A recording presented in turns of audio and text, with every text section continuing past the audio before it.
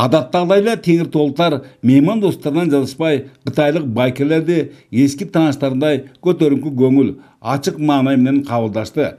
Көрсөтүлгөн урматсыга терең ыраазычылыгын билдиришкен коноктордун айтымдарында адамкерчиликтин мындай мыкты сапаттары бир гана кыргыздарга мүнөздүү.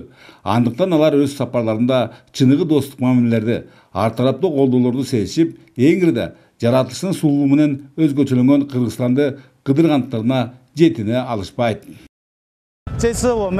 Мен бир нерсеге абдан ынандым. Көрсөт табиятты татына жерди адам кырсыктары эң жогору. Жардамдарын аянышпаган жана дайыма жүздөрүнөн жылмайып кетпеген кыргыздар сыяктуу эл мекендейт экен.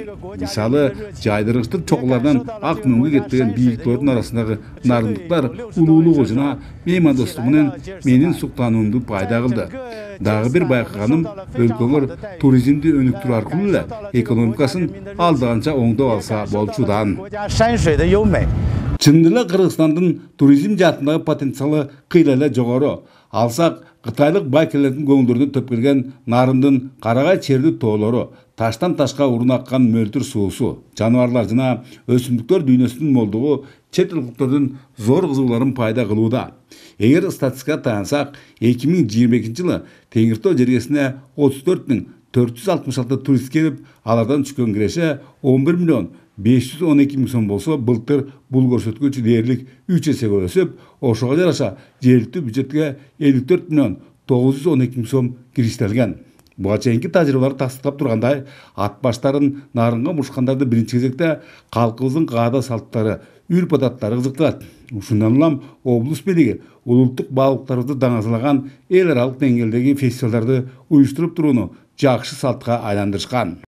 Быйылкы бир өзгөчөлүгү ошол Кыргыз көчү деген фестивалдын алгачкылардан болуп, этно фестиваль бул чоң масштабтагы деңгээлдеги иш-чара болгону өтөт. Андан тышкары дагы жыл сайын өтүп келген Кыргыз шырдагы фестивалыбыз эл аралык.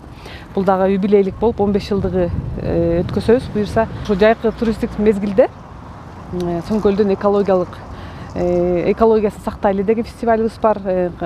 Манас маданият туризм фестивали өткөзүлөт. Мото туристтер менен шаар, район жана облус бийлик башчыларынын жолугушуусунда билдирилген жогорудагы маалыматтар меймандардын кызыгууларын жаратпай койбоду. Жада калса айрымдары ушул иш-чараларга катышууга куштар экендиктерин жашырышпады. Негизи мен кай жерге барбайын, баардан мурда ошол элдин каада салттарына кызыгам. Бул жагынан алып караганда мен жолдуу окшойм. Буюрса, өлкөңүздөрдөгү фестивалдардын баарысын болбосо да, бир экөөсүн өз көзү менен көрүү бакчысы туш келди окшойт. Мүмкүнчүлүк түзүлүп калса, өзүмдө оштор аралашып, нукура кыргыздын образына кирсемби деген оюм бар.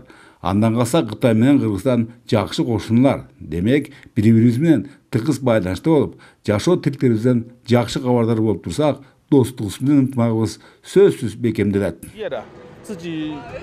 Өткөн жылы Нарын облусуна Кытайдан 199 турист келген. Ал эми эң көбү тагыраагы 4794 француздар, 2882 немецтер, 2204 швейцарлар, 1854 орустар жана 1566 америкалыктар болушкан. Ошондо Теңиртоого жалпысынан 22072 чет өлкөлүк мейманчылап кайтышкан. Бөлөкбай Шеримбеков, Айдын Төлөбеков, ЛТР Нарын.